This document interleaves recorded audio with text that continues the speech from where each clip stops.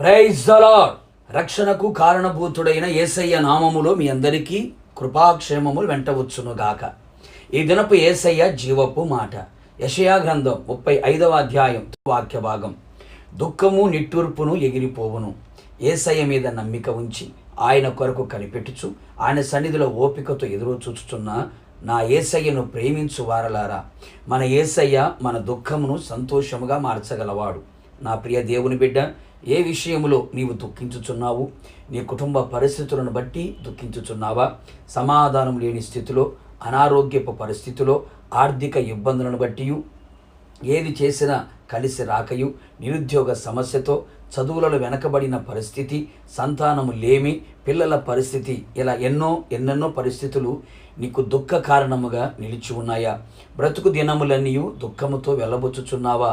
శత్రువుల యొక్క బాధ, హింస వలన దుఃఖముతో మునిగిపోయి ఉన్నావా?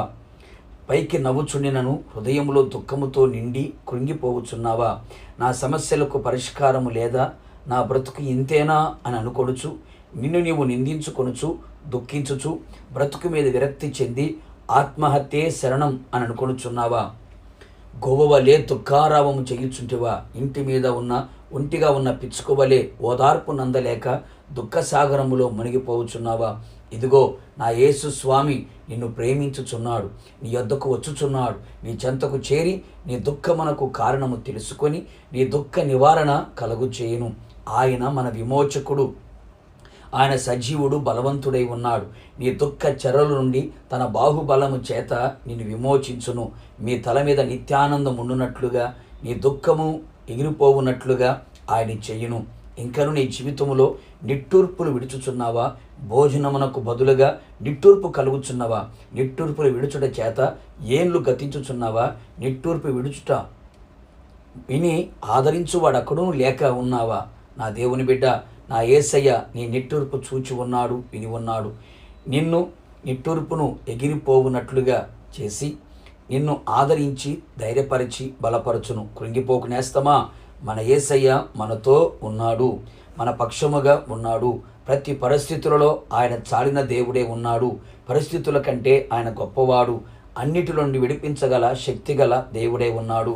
నిశ్చయముగా ఆయన పాద సన్నిధిలో చేరి ఆయన వైపు తిరిగి కన్నీళ్లు విడిచి ప్రార్థించగలిగితే నిశ్చయముగా నీ దుఃఖము నిట్టూర్పు ఎగిరిపోవునట్లుగా చేసి, నీ నోటి నిండా నవ్వు కలుగు చేసి, నీ పెదవులను ప్రహర్షముతో నింపి, నీ అంగలార్పు నాట్యముగా చేసి, నిత్యానంద నీ తల మీద ఉంచి ఆనందముతో అడుగులు వేయినట్లుగా చేసి ఆయన ఆగమమునకు నిన్ను సిద్ధపరచును గాక. ప్రార్థన.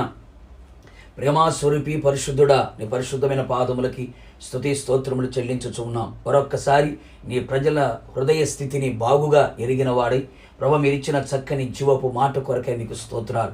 ఎంతమంది అయితే దుఃఖముతో ఉన్నారో, నిట్టూర్పులతో ఉన్నారో, సమస్తమును బాగుగా ఎరిగి ఉన్న దేవుడు ప్రభువా, వారి దుఃఖమునకు ప్రతిగా సంతోషమును దయచేయండి. నిట్టూరు ప్రతిగా ఆదరణ మీరు కలుగు చేయమని ప్రార్థిస్తున్నాం.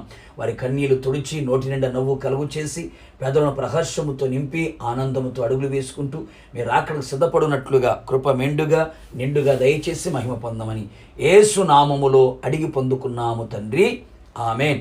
నిశ్చయముగా మీరును మీ కుటుంబ సభ్యులందరూ దుఃఖము నిట్టూర్పు ఎగిరిపోవునట్లుగా చేసి ఆనందముతో నింపునుగాక. God bless you.